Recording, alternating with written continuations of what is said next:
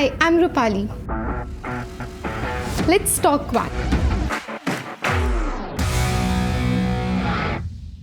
I'm here to talk about the record-keeping requirements under Oman law. Article 156 of the Executive Regulations has specifically stipulated the in particular records that a taxable person must maintain. Now, what are such records? Such records includes the daily record and a master record. What is a daily record? A daily record is the daily transaction undertaken by the taxable person during his course of the economic activity. All such records shall be kept in a chronological and a sequential order. Further comes the master record. Now, what is a master record? Master record is related to the opening of the accounts and the transactions which would fall under such accounts. For example, if a taxable person is making a exempt as well as the taxable supplies, then there should be a separate account for each such supplies. Next comes the inventory record. At any point of time, the tax authorities could ask upon the inventory records. So a taxable person must maintain the inventory count, closing and opening balances, budgeted inventory, and such records.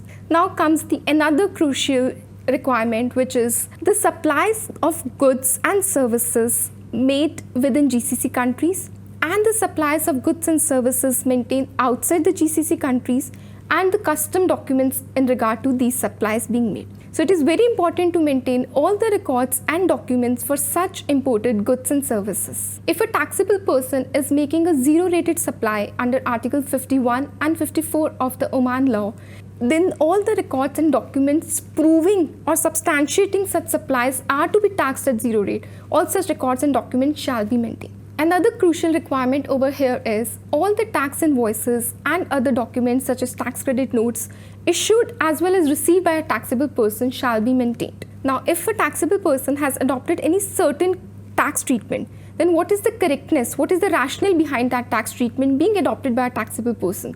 So all the records and documents related to that shall also be maintained. Additionally, if a tax authority has requested for any specific requirements, then the taxable person shall also abide by those requirements. Additionally, Article 70 of the Oman law has specifically stated that all such records and documents shall be maintained in a reliable and secured means for 10 years following the end of the tax year in which the tax return has been filed. Now, this 10 years has been extended to 15 years for all the tax invoices, documents, and custom documentations related to the real estate transactions. Thank you for watching this video and stay tuned to learn more about VAT in Oman.